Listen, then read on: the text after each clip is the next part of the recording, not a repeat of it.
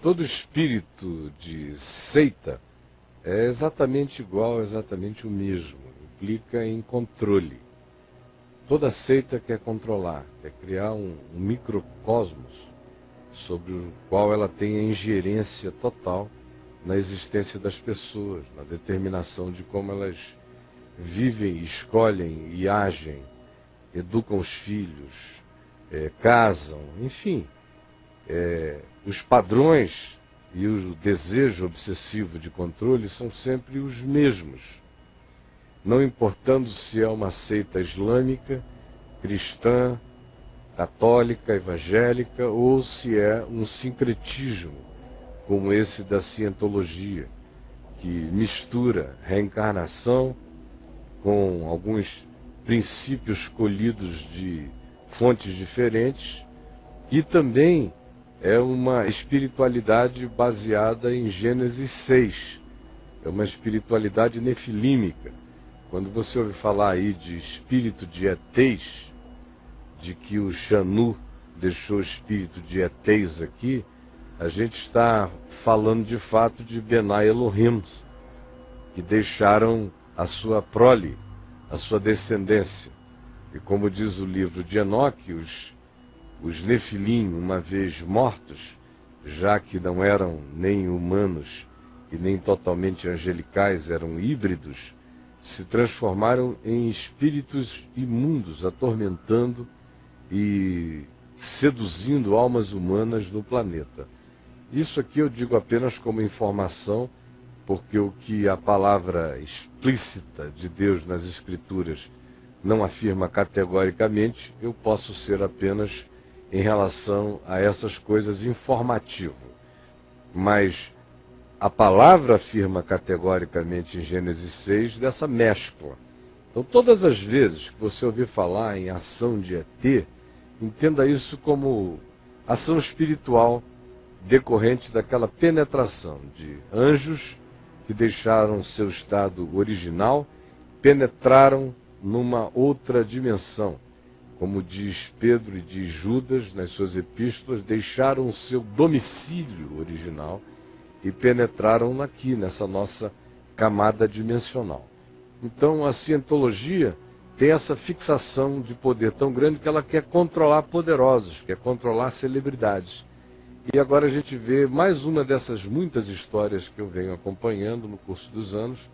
No caso é o Tom Cruise e a Kate se separando, provavelmente pelo pânico dela em relação à ingerência da igreja até na criação da filha.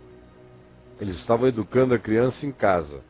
Agora chegou na hora dela ir para a escola e parecia que o Tom gosta de missões impossíveis. Na realidade é isto, ele faz esses filmes ultra avançados, com grande tecnologia, e foi escolher também uma missão impossível como religiosidade, a cientologia, onde tudo é avaliado também por meios pseudo-científicos. E agora imagine uma outra situação dessa seita, você ter que ir a uma sala de entrevista com regularidades marcadas lá por eles, e aí acontece o seguinte, nessa sala de entrevistas, você é obrigado a fazer uma catarse, abrir seu coração, contar tudo o que está acontecendo. Só celebridades, entre eles as mulheres, os problemas deles, os vícios deles, as doenças deles, e fica tudo gravadinho, e os caras nem sabem. Depois de um tempo, para você sair é duro, porque se ameaçar sair, o pessoal diz, olha, temos horas e horas e horas de coisas gravadas a seu respeito.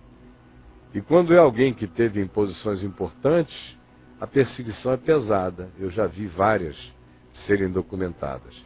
Pesada, porque o cara pode vir a público e contar como acontece esse culto de mistérios e de controle, a cientologia. E aí, gente boa, bom dia, tudo bem com vocês? Flávio e Braulio, tudo bom? Bom dia, Caião. Bom dia. Eu me lembrei de alguns comentários do chat que, apesar de algumas diferenças, a cientologia está mais voltada para essa classe artística, mais poderosa, mas esse controle da mente que separa pessoas, que faz com que aquele que não comungue da mesma visão religiosa, seja isolado, seja num casamento, seja numa família, ou em qualquer outro tipo de relacionamento. A gente vê isso acontecendo fácil, não só na cientologia, mas em outros lugares que tem a placa de igreja evangélica, por exemplo, na porta, né? Pode ser na estupidologia, na burricelologia. Exatamente. Escatologia. Tudo.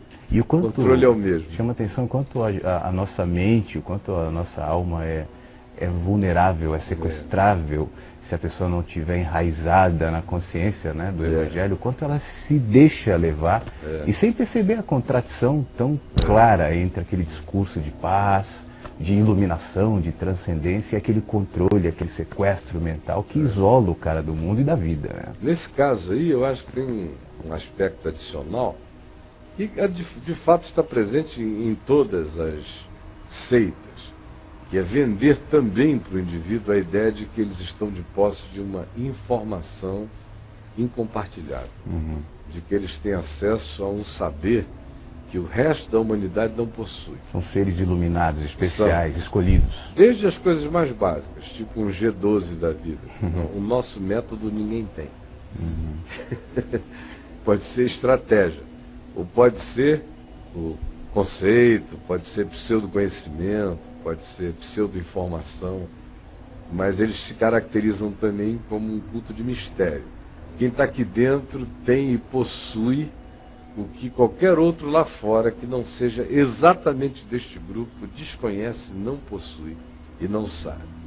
Aí celebridades adoram também possuir coisas que ninguém tem, né? Sim. Exclusividade. Exclusividades, é um apelo danado para as celebridades. E aí um chama o outro, já tem lá John Travolta, não sei quem, um monte de gente, o cara vai pro clube. E valida por povão, para massa, que depois você viu que no Brasil já tem ramificações também. Né? Se o Tom Cruise vai, se o John Travolta vai, é porque deve ser bom, é porque deve ter alguma coisa ali, que eu ainda não vi, mas eles já viram, então eu vou enxergar. Né? Mas é engraçado como essas dinâmicas se repetem. São, né? E são altamente alienantes, é um povo alienado, então se fulano, que tem essa bilheteria toda, gosta e é rico e é casado com uma mulher bonita, então isso deve ser muito legal. Senão ele não iria. Senão ele não ia perder tempo com isso, uma macumbinha básica. Então, deve ser legal. Aí vai um monte de idiotas, 146 países, né, que eles disseram ali, onde essa impinge já se implantou. E aí, Bruno? E o legal é que com tanta espiritualidade, né, os caras precisam de um aparelhinho. Um aparelhinho para dar choquinho. Espiritualidade desse precisa de tecnologia. Mas essa é a pegada deles, é que eles são diferentes de tudo porque eles são científicos. É assim a teologia. E os demais não têm cientificidade, mas eles são científicos. E no Brasil o negócio funciona no TACAP mesmo. O cara diz, tu obedece, eu te tasco isso aqui por uma região inferior e empalo você. É pancadologista. É pancadologia, é opressologia. Isso. Assim, do tipo mais básico que o pessoal pratica mesmo. O Caio, tem um chat aqui falando sobre esse assunto, ele fala assim, no caso dos testemunhas de Jeová, eles também não tentam controlar os seus membros, Caio? Todos No tentam. caso aqui. Todas as seitas, e hoje em dia a pergunta é, o que não é seita? O que não é seita? Porque antigamente havia as seitas e havia a igreja, como uma expressão social e psicológica não opressiva. Depois, estou falando no início do século XX, e antes disso, tudo foi seita. O catolicismo sempre foi uma seita poderosa e que determinava o bem, o mal, a vida, um negócio horrível. O protestantismo teve momentos libertários e teve momentos seita. No início do século XX, por exemplo, neste país, a igreja, que se chamava igreja, em geral era uma coisa que tinha princípios, tinha sua confissão de fé, tinha essas coisas todas, mas não exercia controle na vida das pessoas. Havia uma certa liberdade de ir e de vir, de pensamento. Quem quisesse ficar, ficava. Quem não quisesse, não ficaria. Mais de uns 35 anos para cá, iniciou-se um processo massivo de lavagem cerebral. Então, testemunhas de Jeová, hoje, são mais inocentes nessa parada do que um monte de grupos chamados evangélicos neopentecostais o são. E que são grupos muito mais afrontadores, muito mais controladores, muito mais manipuladores. E tem os grupos menores, nesse miolo evangélico perverso, especialmente com características neopentecostais, que são seitas das mais brutalizantes e controladoras, que dizem tudo, quem você tem que ser, desconstroem seu indivíduo, seu eu.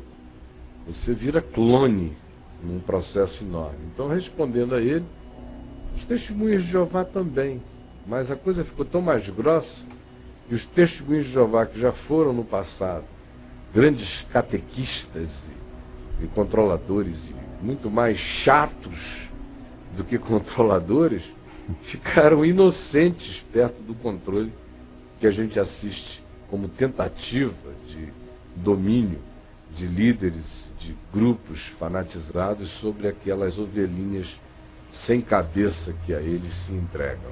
Caiu uma pergunta aqui. Ao longo da história, existe algum momento, ao longo da história, que a igreja, qualquer que seja cristã, teve o seu momento que ela se aproximou do ideal, assim?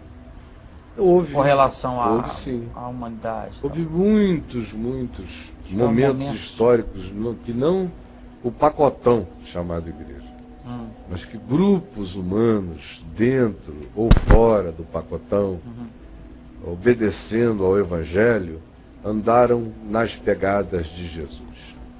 Houve, mas são momentos vagalumes, assim. Às vezes com muitos vagalumes na mesma geração, muitos grupos, muitos movimentos de luz. O pacotão, todavia, desde que ele se tornou um pacote, que foi do imperador Constantino para cá, que o pacote se criou, foi encapsulado, e virou um pacotão, criou-se a cristandade.